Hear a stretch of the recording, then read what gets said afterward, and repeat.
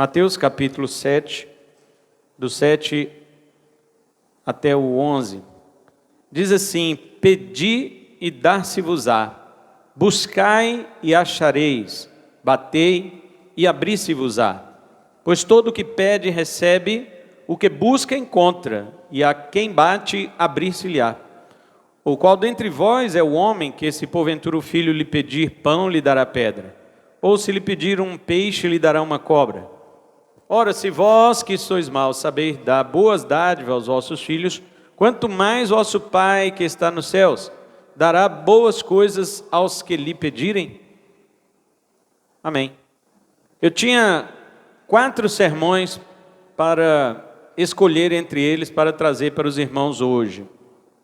Um deles era a mosca no perfume. O outro era o que você veio fazer na terra. O outro era a revelação de Deus e a cegueira humana. E o outro é esse, que eu acabei decidindo por ele, mas eu vou pregar os outros depois, outros dias, né? Espero que vocês estejam aí. O de hoje é: você quer o que Deus quer lhe dar? É uma pergunta que é necessário ser feita, porque no fim do ano, geralmente nós fazemos reuniões e cultos e até orações. As pessoas chamam isso de culto da virada. Não é isso? Culto da virada. Pastor, não vai ter culto da virada, não? Todo culto é culto para Deus. A virada é com a gente aí, né? O culto é o culto para Deus.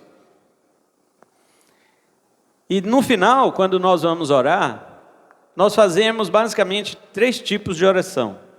Primeiro, um arrependimento por não ter feito no ano o que você falou que ia fazer. Você falou para Deus no ano passado que você ia fazer um monte de coisa que nesse ano você não fez. Então a primeira oração é um arrependimento. O segundo tipo de oração é um pedido que este ano seja maravilhoso e abençoado. E o terceiro é uma nova promessa que você não vai cumprir de novo. Geralmente as nossas orações se resumem a isso quando se trata de culto da virada. Mas a minha pergunta que vou desenvolver nesta fala de Jesus é a seguinte: você quer o que Deus quer lhe dar? Pois bem, o contexto que Jesus fala estas palavras aqui é oração. Ele começa lá no capítulo 6, quando orares, não sejam como os hipócritas, que gostam de orar em pé na sinagoga ou nas praças para ser visto pelos homens. Quando orar também não seja como os pagãos, que repetem as suas rezas, os seus terços, seus rosários, sei lá o quê, pensando que pelo muito falar serão ouvidos. Jesus condena ambas as coisas. Orar para se aparecer e repetindo orações como se Deus fosse ouvir a gente porque a gente está repetindo. Anteontem preguei na nossa congregação no Embratel e falei uma coisa lá que vou repetir aqui. Isso é gravíssimo o que eu vou falar. É de uma gravidade terrível. E preste muita atenção nisso. No dia do juízo, Deus cobrará caríssimo daquelas pessoas que oraram o Pai Nosso sem ter Deus como Pai. Todos que repetiram o Pai Nosso e não têm Deus como Pai, serão cobrados gravemente por Deus.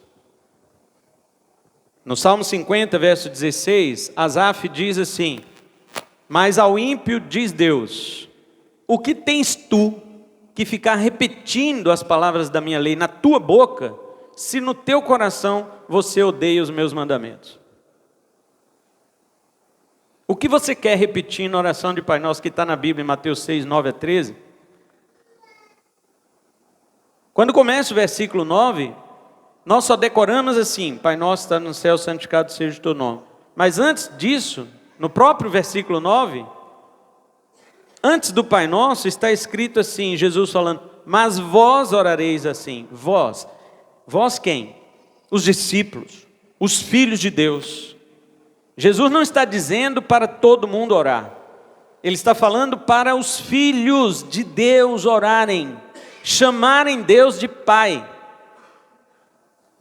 E segundo a Bíblia, capítulo ainda 1 de João, do Evangelho de João, versículo 12, diz que os filhos de Deus são quem? Todos aqueles que receberam a Jesus e creram no seu nome, foram feitos filhos de Deus. Ou seja, não era. Todos que não receberam Jesus não eram filhos de Deus. A partir do momento que recebem, eles são feitos. O texto está escrito assim. São feitos porque não eram. Então, por que eu oraria o Pai Nosso se eu não sou filho? É um engano universal as pessoas pensarem que todos no planeta são filhos de Deus.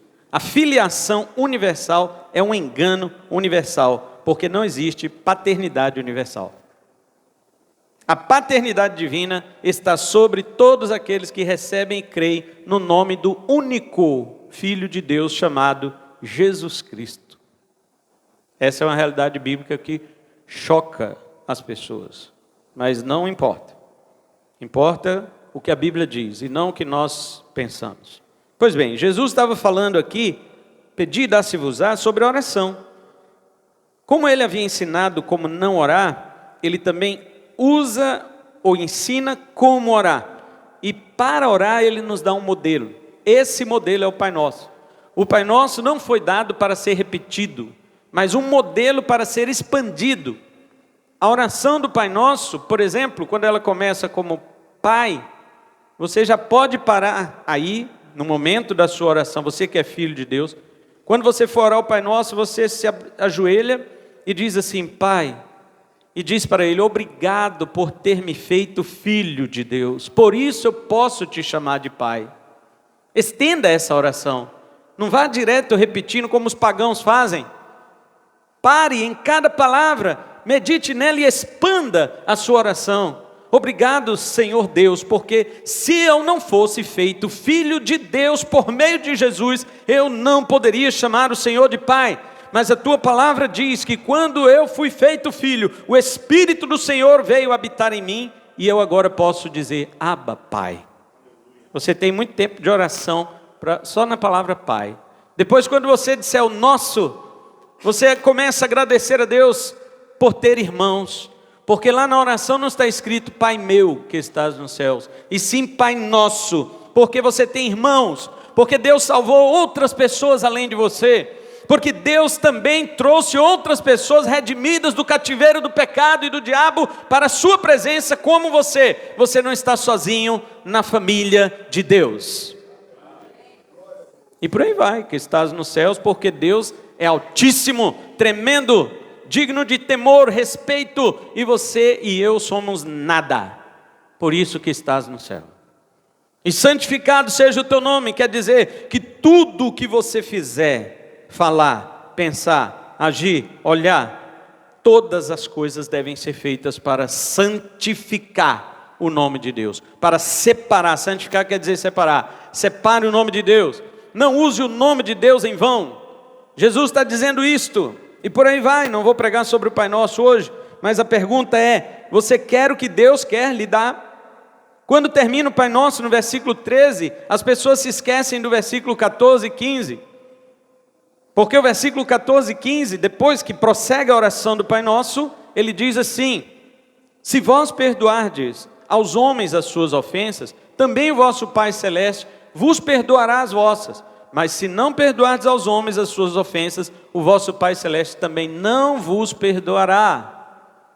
Porque justamente na oração do Pai Nosso está dizendo o seguinte, perdoa as nossas ofensas como nós perdoamos aos nossos ofensores.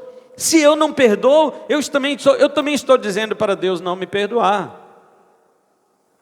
E as pessoas vivem guardando suas mágoas terríveis, seja da infância, pelos seus pais que foram ruins, como se eles hoje fossem bons, né? E assim as pessoas vão guardando suas mágoas da infância, da adolescência, das suas decepções da vida, e até mesmo nos seus relacionamentos atuais, e não perdoam, e ainda querem orar o Pai Nosso e achar que Deus está de acordo. Mas Jesus diz também que não podemos ter cobiça nas riquezas. Está lá no verso 19 de Mateus 6. Onde estiver o teu tesouro, estará o teu coração. Não sirvam a dois senhores, Jesus falou, não podem servir a Deus e às riquezas. Verso 24. Não andem ansiosos. Jesus também condenou a ansiedade. As pessoas vivem hoje, irmãos, no péssimo mal da ansiedade.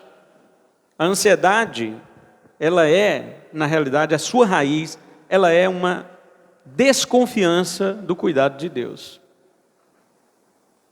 É por isso que Jesus Cristo diz no versículo 25, não andeis ansiosos com coisa alguma, nem com o que haveis de comer, nem com o que haveis de beber, e nem com o que haveis de vestir. Muitas vezes, quando nós falamos isto, as pessoas ficam admiradas. Não, se ansiedade é falta de confiança em Deus, mas depois quando você pratica a verdadeira confiança em Deus, você entende que é isso mesmo.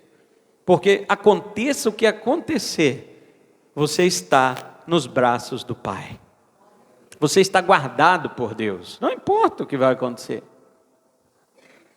Tem gente que ele quer consertar o amanhã, ele não dá conta de consertar o hoje. Ele quer consertar o amanhã, então ele sofre, porque ele fica pensando, amanhã vai acontecer isso, isso e aquilo, eu tenho que fazer isso e aquilo. Jesus disse, você não sabe nem se vai viver. Qual de vós, Jesus pergunta no versículo 27, Mateus 6, por mais ansioso que esteja, pode acrescentar um côvado à sua vida? Um côvado, 45 a 50 centímetros, é um passo de um homem. Jesus está dizendo, chegou o seu último dia, você não pode dar um passo a mais. Você vai resolver o amanhã? Jesus diz, aprenda uma lição, basta cada dia o seu próprio mal. Resolva o mal de hoje. Você resolveu o mal de hoje, conforme a Bíblia ensina?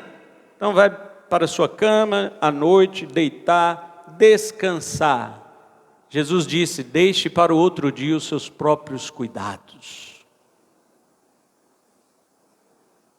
E você diz, Senhor, obrigado, porque o Senhor me ajudou a resolver o mal de hoje.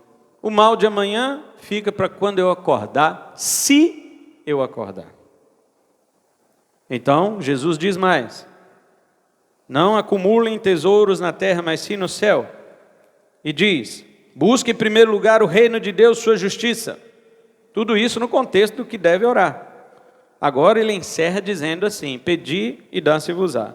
Buscai e achareis, batei e abri-se-vos-á. Está vendo? O crente que sabe o que é o Pai Nosso, que ele é filho de Deus, o crente que perdoa, o crente que não busca as riquezas deste mundo, mas claro que se Deus lhe der, ele vai saber cuidar disto, mas ele não vive buscando isto, ele busca o reino de Deus e sua justiça, então o que ele pede, Deus lhe dá. Aonde ele busca, o Senhor o faz encontrar. E quando ele bate, o Senhor abre a porta. Por quê? Porque Deus olha para o seu coração e vê que você está fiel naquilo que Ele ensinou. Tem gente que busca a Deus só pelos seus interesses. Quando ele chega nos seus interesses diante de Deus, não vai ser ouvido. O que diz Tiago, capítulo 4, versículo 3? Pedis e não recebeis, porque pedis mal, para gastardes nos vossos deleites, nos vossos prazeres. É por isso que muitas vezes nós não recebemos, porque queremos gastar nos nossos deleites.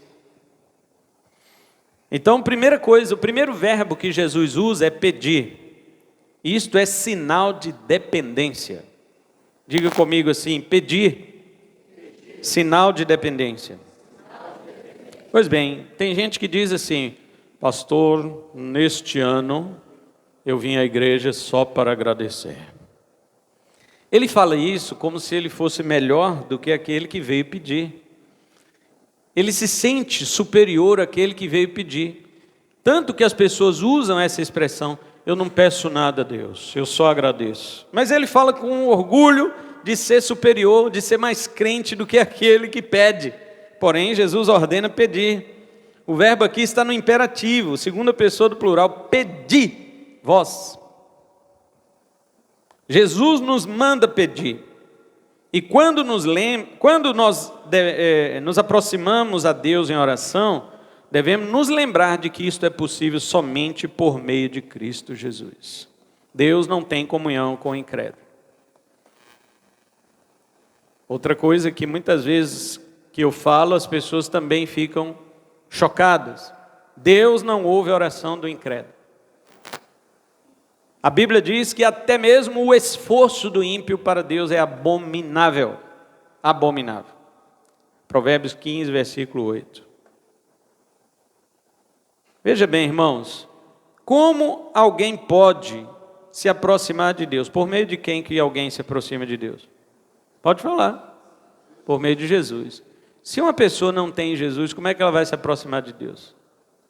Diz aí para mim.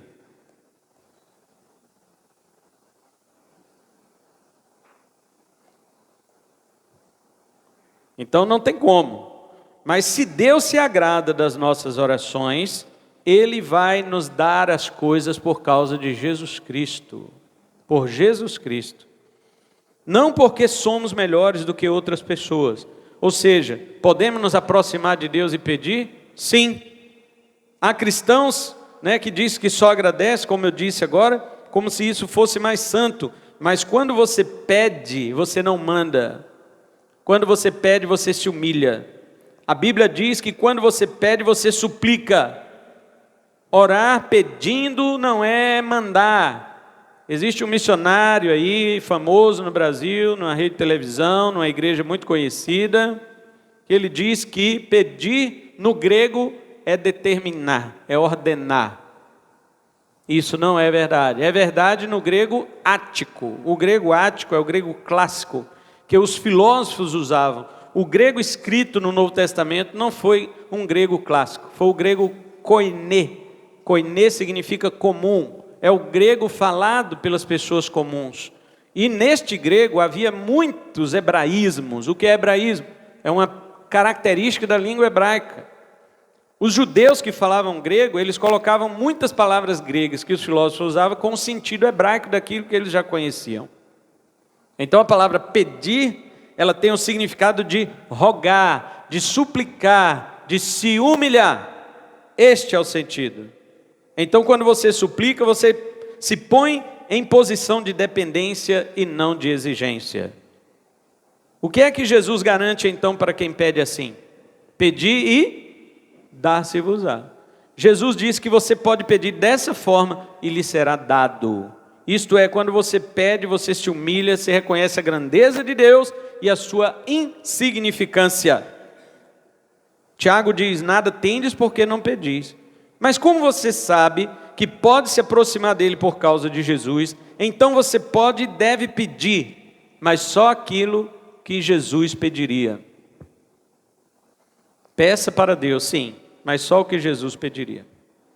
Peça para Deus, mas só aquilo que for de acordo com a vontade dEle. Porque a vontade do Senhor prevalece sobre a vontade do servo. Olha Jesus no jardim do Getsêmani. Ele dizia, Pai, se possível, passa de mim este cálice, mas não seja feita a minha, e sim a tua vontade. Jesus submeteu sua vontade humana à vontade divina do seu Pai. Então, quem sai glorificado da oração é Deus, não você. Jesus agora usa o exemplo dos pais humanos. Ele diz, vós que sois maus, versículo 11. Jesus está dizendo que nós todos nascemos maus por causa de Adão. O pecado de Adão foi transferido para todos nós. Você reclama do seu pai, que foi um pai ruim, mas você também não é um pai bom. Eu não sou um pai bom. Nenhum de nós é um bom pai. Nós reclamamos da criação, mas nós também criamos nossos filhos de modo errado. Ninguém consegue acertar, irmãos. Sabe por quê? Porque o único pai é Deus. Só Ele é pai, com P maiúsculo. E em Efésios 3,14, Paulo diz que todo aquele que toma o nome de pai toma emprestado de Deus, seja no céu ou na terra. Toda família que tiver um nome pai está sendo emprestado do nome de Deus. Por isso que os pais devem apontar para Deus sobre seus filhos. Quando você cria seu filho, você não cria para você. Também você não cria para o mundo. O mundo tem um ditado: não criamos filhos para nós, criamos para o mundo. O crente não, o crente cria seus filhos para Deus. Porque ele sabe que os seus filhos devem olhar para ele e se espelhar nele para ter uma ideia de quem é Deus. Mas vamos supor que você teve um pai ausente, um pai mau, um pai ruim, um pai não educado, e enfim, todas estas coisas. Hoje você olha para Deus da mesma forma que você olhava para o seu pai? Se sim, eu digo para você, seu pai não é o padrão do que é um verdadeiro pai. Deus é o padrão. Então olhe para Deus segundo a Bíblia. Quando você olhar para Deus segundo a palavra dele, você vai ver que Deus é o pai por excelência. E que o seu pai não atingiu aquilo que você esperava. Mas da mesma forma, lembre-se que para o seu filho você também não atinge o que ele espera de você. Então você pode pedir, mas Jesus falou que todos nós somos maus. Agora, nós sendo maus, se nossos filhos pedem coisas boas, nós não vamos lhe dar coisas ruins. Se o seu filho te pede pão, não lhe dará uma pedra. Mas se seu filho te pede uma faca afiada, não o dará, pois mesmo sendo você mau, você sabe que uma faca afiada para uma criança não é bom. O pai sempre se agrada de dar ao filho aquilo que corresponde ao que o pai sabe que é bom e não o que o filho acha que é bom. Preste atenção nessa comparação que eu estou fazendo, porque na realidade, quando nós oramos, nós somos assim. Nós pedimos a Deus facas afiadas e nós não sabemos usá-las. E quando Deus diz não, nós estamos muitas vezes reclamando de Deus. Aliás, Deus às vezes concede uma faca afiada para o nosso irmão. Mas fulano pediu e Deus deu. Por que para mim ele não dá? Porque seu irmão talvez seja mais velho. Ele sabe mexer com a faca afiada. E você não sabe. Alegre-se por Deus te dizer não. Porque o não de Deus é tão bom quanto o sim. Pois Ele, como Pai, sabe o que é necessário para a sua vida. Então, como nós sabemos que nem todos são filhos de Deus, Jesus está dizendo, vosso Pai. Matthew Henry disse o seguinte, ele era um puritano do século 17. O que não é digno de ser pedido, não vale a pena ter, pois nada vale. O que não é digno de ser pedido, não vale a pena ter, pois nada vale. Quantas coisas você já acumulou que nada valem? Quantas coisas você pode olhar hoje no seu porão que você acumulou achando que podia ter, que era bom ter e que nada valem hoje? Quantas coisas você comprou e você nunca usou sequer? Quantas coisas você pode olhar no seu próprio guarda-roupa, na cômoda dos seus sapatos? Você pode olhar para dentro do seu armário e ver até alimentos se perdendo. E outras pessoas com necessidades. Tudo aquilo que nós realmente pedimos a Deus era de valor, meus irmãos. A segunda coisa então que Jesus fala além de pedir, é buscar. Então, primeiro, pedir, sinal de dependência. Segunda coisa, buscar, sinal de consistência. Diga isto, buscar, sinal de consistência. Pois é, este é o segundo verbo que Jesus usa, além de pedir, buscar. Veja o que Davi disse no Salmo 27, 4. Uma coisa peço ao Senhor e a buscarei. Ele fala aqui dois verbos, pedir e buscar, assim como Jesus está ensinando. Davi disse, uma coisa peço e a buscarei, que eu possa morar na casa do Senhor todos os dias da minha vida. Há muitos crentes que pedem a Deus, mas não buscam. Eles esperam as coisas caírem do céu. Deus pode fazer coisas cair do céu para você, mas em geral, esse não é o meio de nos conceder as coisas que nós pedimos a Ele. O pedido nos mostra sinal de dependência, mas a busca mostra sinal de consistência. Ou seja, você deve ser coerente. Não apenas peça, mas vá também buscar. Jesus disse: buscai e achareis. Não somente aquele que pede recebe, mas o que busca acha, o que busca encontra. Essa é a maravilha da busca. Você pediu de joelhos, mas vai buscar de pé. Enquanto você pedia, Deus te ouvia, mas agora quem vai buscar é você, e Deus o fará encontrar. Tem pessoas que pedem a Deus, por exemplo, um emprego, mas ficam parados em casa. Não, Deus vai tocar no coração do fazendeiro, ele vai sair lá de Goiás, vai vir aqui na minha cidade, vai pegar meu endereço aqui, vai bater na minha porta e vai falar que ele precisa de mim na fazenda dele.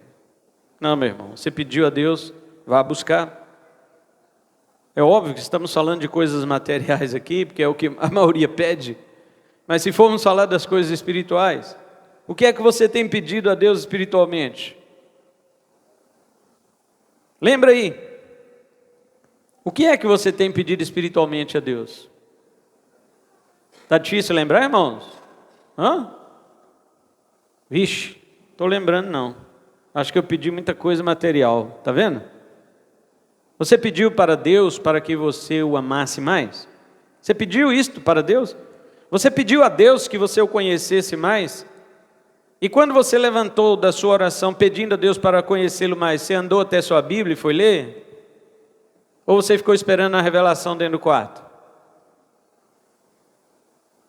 Eu vou pedir a Deus para eu conhecer Ele mais. Está orando ali de joelho na cama, depois deita e vai dormir.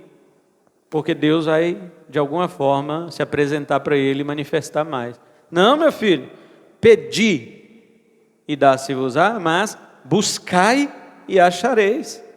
Você pede a Deus mais conhecimento dele, levanta da oração e vai ler a Bíblia, vai ler a palavra de Deus. Você pediu na sua oração este ano, ou nas suas orações este ano, você pediu a Deus para que você fosse um crente fiel?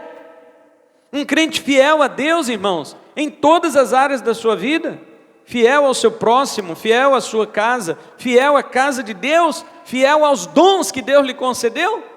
Ou pelo menos você pediu a Deus que lhe mostrasse os dons que você recebeu do Espírito Santo para você trabalhar no reino dele? Ou você diz assim: isso aí eu não vou pedir não, porque vai que ele mostra, eu vou ter que trabalhar. Não, eu vou ficar quietinho, essas coisas não é bom pedir não, pastor. A gente fica tranquilo, vai que Deus mostra, e a gente tem que trabalhar no reino dele. E você está achando que vai escapar, se não trabalhar. Você não lembra daquela parábola lá do cara que enterrou o talento? Falou: não, meu senhor é muito severo, né? Se eu ficar mexendo no talento dele, ele vai brigar comigo. Enterrou o talento. Aí que o homem brigou mesmo. Quando voltou, falou: por que você fez isso? Mas porque o senhor é muito exigente. Mas se eu sou exigente, por que você não pegou meu talento e colocou no banco para ele render os juros? Alguma coisa tinha que ser feita, já que eu sou exigente. Então, meus irmãos, você pediu isso a Deus? Senhor, eu quero descobrir o que o Senhor me chamou para fazer na tua obra, porque eu quero fazer na tua obra. Aí depois alguém disse para mim bem assim: pastor, eu pedi, mas eu não descobri nada. Aí eu falei: mas por que você não participa de nada também? Esse é o detalhe, pede, mas não busca. Você pediu de joelho? Levante, vá agora para o reino de Deus, vá trabalhar, esteja em tudo que a igreja faz. A igreja vem orar, venha junto. A igreja vem cantar e louvar, venha junto. A igreja vem evangelizar, venha junto. A igreja vem limpar, os irmãos vão limpar a igreja, venha junto. Participe de tudo que a igreja está fazendo, e você terá discernimento daquilo que Deus lhe deu para você trabalhar. A pessoa não participa de nada e depois fala que Deus não chamou ela para nada. É claro. Como é que você vai saber? Então, peça, mas também busque. Mas busque insistentemente. Busque insistentemente. Mesmo que Deus não responda, continue. Isso significa buscar. Você diz assim: mas eu orei, Deus não falou nada. Enquanto Ele não falar, continue orando. Se um dia Ele te disser sim, aquilo que você busca, Ele vai dar. E se um dia ele disser não, aí você para de orar. Agora eu fico impressionado, é o seguinte, irmãos, porque os crentes oram muitas vezes e buscam coisas que eles já sabem que não são de Deus, que não agradam a Deus, eles já buscam isso fortemente. E às vezes Deus diz, não, eu não quero isso para você. E ele mesmo assim ele vai, mesmo assim ele busca. Ele fala assim, não, o pastor falou que eu tenho que insistir. Mas insistir quando Deus não diz nada, meu filho. Mas se ele disser não, fica quieto. Mas ele, quando o não de Deus, parece que aguça o desejo do crente de querer aquele negócio. Ele quer porque quer aquela coisa. Aí Deus diz, não é para você. Ele, Senhor, por favor, faz o olhinho do gato de botas, aquela coisa. Tentando convencer Deus de alguma coisa. Essas coisas, meus irmãos, são para nós aprendermos que devemos nos conduzir segundo a vontade do Pai. Quantos crentes pediram coisas a Deus e hoje estão arrependidos de ter buscado, mesmo Deus dizendo não para você? Muitas pessoas. Eu queria um carro. Aí Deus falava, não, vai tirar a carteira primeiro. Não, mas eu quero, e faz um negócio aí, tá. Vendeu a casa e comprou o carro. E aí a polícia pegou e tomou o carro. Estava sem carteira. Senhor, o diabo está furioso. O diabo, eu não estou sabendo de nada. As pessoas ainda pensam isso, mas não é. É porque não era a hora, não era o momento. Isso acontece muito também em relacionamentos, irmãos. Senhor, eu quero me casar. Amém, não é proibido casar, vai lá casar. Mas eu quero aquele ali. Mas, você sabe? Né? Tá igual a irmã, não sei como ela teve coragem de virar para o irmão que visitou a igreja e falou, eis meu servo, que o Senhor está dizendo que tu pertence a esta serva. Ele falou, mas minha filha, eu sou casado. Como é que pode um negócio desse? Esse Deus aí está complicado, né? Então assim, as pessoas querem determinar para Deus, não, meu irmão, vá buscar a vontade do Senhor. Olha o que disse o rei Davi no Salmo 27, verso 8. Quando tu disseste, ó Deus, buscai o meu rosto, o meu coração disse a ti, o teu rosto, Senhor, buscarei. Você sabe, irmãos, a melhor coisa para a vida de um crente é buscar a face de Deus. Tem crente se matando por coisas materiais. Ele não está se matando apenas espiritualmente, porque isso aí é a primeira coisa que morre, é o seu ser espiritual. Já notou isso? Quando a pessoa está numa busca frenética por coisas materiais, a primeira coisa que morre nela é o seu ser espiritual.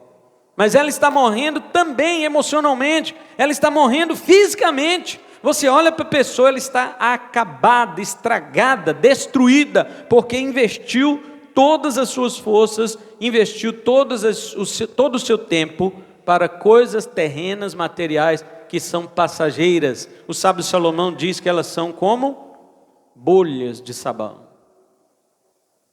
Minha filha brinca, né, com aquelas bolhas de sabão. Antigamente a gente tinha que ir no pé de mamona, quebrar aquilo, pegar sabão em pó escondido da mãe, fazer aquele negócio todo e soprar. Ainda engolia sabão com mamona, aquelas coisas tudo, né? Hoje não, hoje você vai... Olha, tem um negocinho de apertar assim, ó, sabe que é um monte de bolha. E o cachorro lá de casa fica pulando naquelas bolhas. Aí some, ele fica, né? Para onde foi? Assim são as pessoas que buscam as coisas desta vida. São como bolhas de sabão que explodem diante deles. De tanto ele se esforçar, quando ele pula naquilo, sumiu, desapareceu. A Bíblia chama isso de vaidade. Vaidade não é mulher usar pintura, cortar cabelo, não é isso não, isso é bobagem. Isso aí é o enfeite da mulher, normal. Vaidade é aquilo que não faz sentido, que não tem valor. Que muitas vezes nós estamos buscando estas coisas. Agora eu quero indicar uma coisa para você pedir e buscar: ser cheio do Espírito Santo. Peça isso para Deus e busque isso.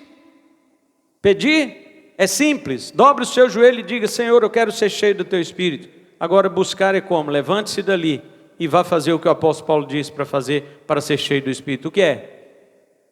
Primeiro, falando entre vós com hinos, salmos e cânticos espirituais, louvando ao Senhor e cantando de todo o coração, dando por Ele graças ao Deus Pai e sujeitando uns aos outros no temor de Deus. Paulo dá 5 formas de você ser cheio do Espírito. Além disso, há outras que nós chamamos de meios de graça na igreja: orar, congregar, ler a Bíblia, ouvir pregações, trabalhar com os dons que Deus lhe deu, participar dos sacramentos na igreja, batismo e ceia do Senhor, adorar a Deus, testemunhar do poder de Deus na sua vida para outras pessoas que não conhecem a Cristo, e assim por diante. Todas estas coisas fazem com que você seja cheio do Espírito. E eu lhe pergunto, este ano de 2024, você pediu quantas vezes para ser cheio do Espírito Santo? E faça a segunda pergunta: quantas vezes você buscou isso? Último lugar, bater, sinal de anuência. Jesus diz: pedi, dá-se-vos-á. Sinal de insistência, de dependência. Segundo, buscai e achareis. Sinal de insistência, de consistência. E terceiro, bater, sinal de anuência. Anuência quer dizer concordância. Você está concorde com Cristo. Pedir, buscar e bater. Depois que você pediu a Deus, depois que você buscou por aquilo insistentemente, agora você dirige-se à porta de Deus para bater. Você quer mais do que apenas pedir, você quer mais do que se esforçar para buscar. Agora você deseja o quê? Quem bate na porta, ou quem bate à porta de Deus, deseja estar lá dentro com Ele. Isso é intimidade, isso é comunhão. Oh, quão maravilhoso é para o crente que pediu, que buscou e agora vai bater a porta de Deus para ser recebido por Ele. Que maravilha! Agora diga-me uma coisa: se você pediu muitas coisas materiais, se você se levantou da oração e foi buscar todas elas, deixando até o reino de Deus para depois, como você vai ter coragem de bater a porta de Deus e dizer: me receba, Senhor? Como? Você mesmo terá coragem de fazer isso? Ou você fugirá da porta de Deus?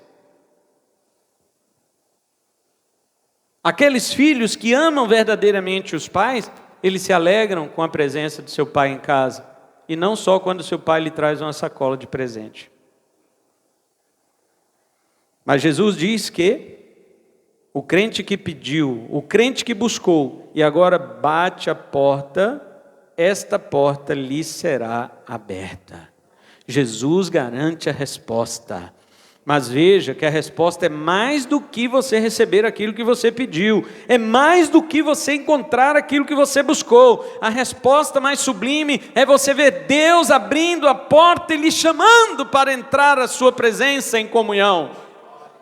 Esta é a glória de bater a porta do Pai. Você chegou agora ao clímax da oração. Você está frente a frente com Deus. Você está contemplando a glória daquele a quem você pedia lá no início. Agora você o contempla. Antes você falava, mas agora você o contempla. Você desfruta de uma comunhão daquele que lhe fazia achar o que você buscava. Você pode dizer para ele assim: Senhor, hoje estou batendo a tua porta. Final de 2024, estou batendo a tua porta. E Deus, ao abrir, vai perguntar para você: por quê? Porque o que eu mais desejava era te ver, Senhor. O que eu mais almejava era ter comunhão com o Senhor. E o Senhor vai lhe chamar para dentro. Pode entrar. Venha, bendito. Você possui o reino eterno preparado por mim para você, desde a fundação do mundo. Aquele que preparou o reino para você, meu irmão, deseja comunhão com você. Olha o que Lucas diz sobre esse mesmo texto. Nós lemos Mateus, mas lá em Lucas 11, 13, está escrito assim na fala de Jesus: pois se vós, sendo maus, sabeis dar boas dádivas aos vossos filhos, quanto mais dará o Pai Celestial o Espírito Santo àqueles que lhe o pedirem. O Espírito Santo. O que você acha que é isso? É o maior dom de Deus. O maior dom de Deus para você, a dádiva de Deus. Aí você diz assim, mas eu já sou crente, eu já tenho o Espírito Santo. Sim, você já tem o Espírito Santo. Mas quando você pede a Deus o Espírito Santo, você se torna cheio, pleno do Espírito. É isso que a Bíblia manda. O mundano não pode pedir o Espírito Santo a Deus, porque a Bíblia diz em João 14:17, que o Espírito da verdade o mundo não vê nem o conhece, mas vós o conheceis, porque ele está convosco e habitará em vós. O crente conhece o Espírito Santo, o mundano não. O mundano não pode pedir o Espírito Santo, e mesmo se pedir o Espírito Santo não vem, porque ele não pede segundo a vontade de Deus. Mas o cristão, uma vez que ele já recebeu o Espírito Santo, ele pede mais do Espírito Santo. Olha, quando você crê em Cristo, a Bíblia diz que você foi selado com o Espírito da promessa. Mas quando você desenvolve sua vida espiritual, a Bíblia diz que você é cheio do Espírito Santo que te selou. Há uma diferença. Ser selado pelo Espírito e ser transbordante do Espírito. Pensa em uma xícara. Essa xícara pode estar vazia, com um pouco de água, ou pode estar cheia de água, ou pode estar até transbordando de água. Mas quando Paulo diz em Efésios 5:18, para você ser cheio do Espírito, sabe como está no grego? Ele diz, deixem-se encher no Espírito. No, não é do Espírito, é no Espírito. Agora pense nessa xícara, cheia, transbordando de água, porém dentro de uma chaleira que também está cheia de água. É isso que Paulo está dizendo. Ser cheio no Espírito não é quanto você tem do Espírito Santo, mas quanto o Espírito Santo tem de você. Ser cheio no Espírito não é você estar pleno a ponto de transbordar, mas é você estar mergulhado nele, a ponto de quem tiver de olhar para você, que primeiro veja o Espírito Santo.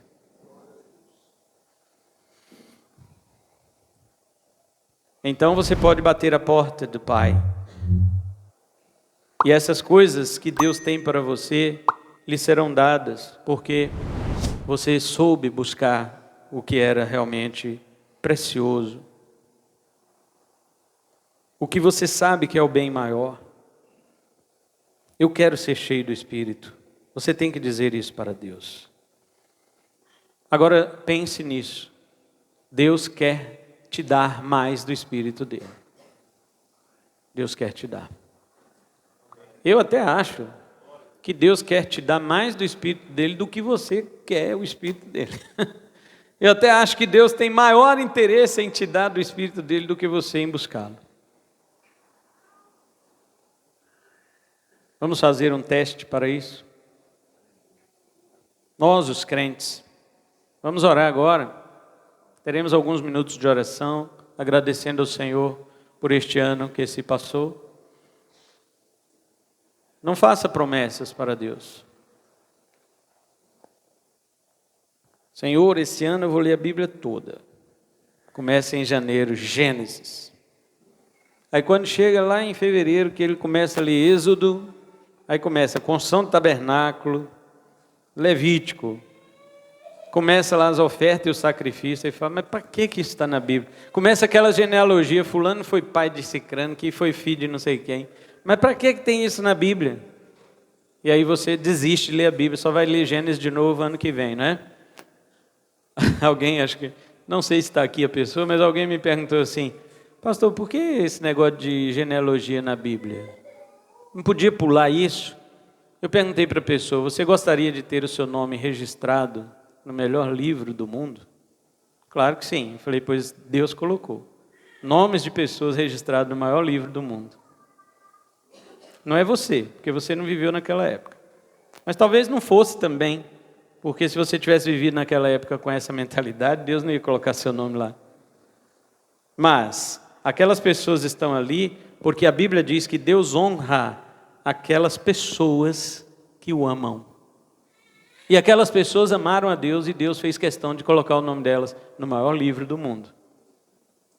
Quando você estiver lendo uma genealogia, por mais que aquele nome só apareça ali e nunca mais na Bíblia, saiba que Deus registrou o nome de uma pessoa amada ali naquela descendência.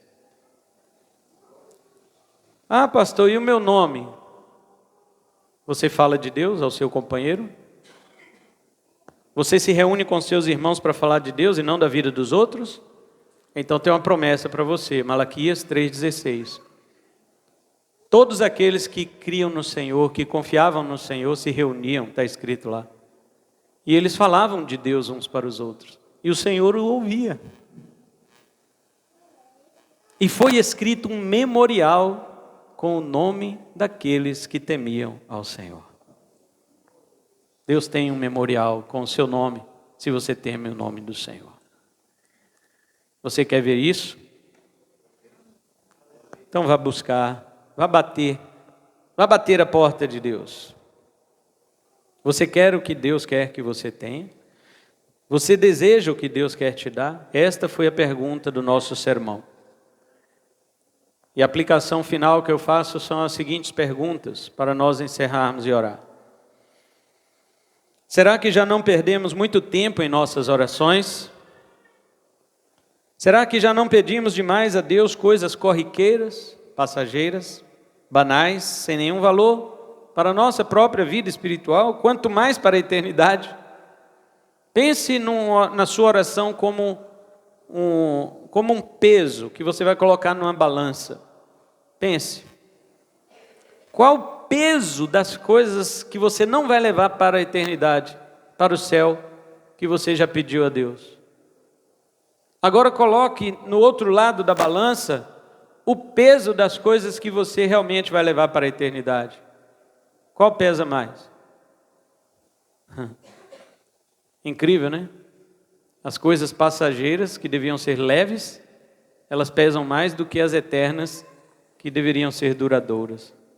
Porque nós gastamos muito nosso tempo, perdemos muito nosso tempo em nossas orações, preocupados com o que nós vamos fazer amanhã, com a conta que tem para pagar, ou até com o luxo que queremos ter. Esta não seria uma noite para nos arrependermos e pedirmos ao Espírito Santo sobre nós, que Ele desça sobre nós, que Ele nos encha, que nos transborde, que nós busquemos isso de todo o coração, e então teremos ansiedade, a verdadeira ansiedade de ir à porta de Deus, bater até que Ele nos receba com a presença total e gloriosa do Seu Espírito.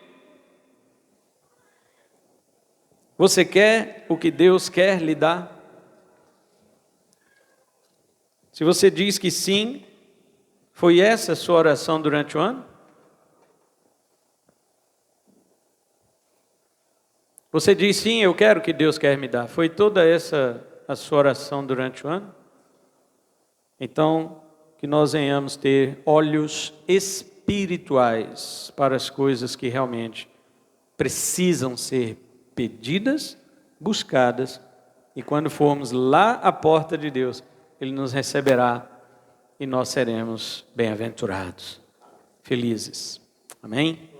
Que esta seja a palavra de Deus para o nosso coração. Vamos orar.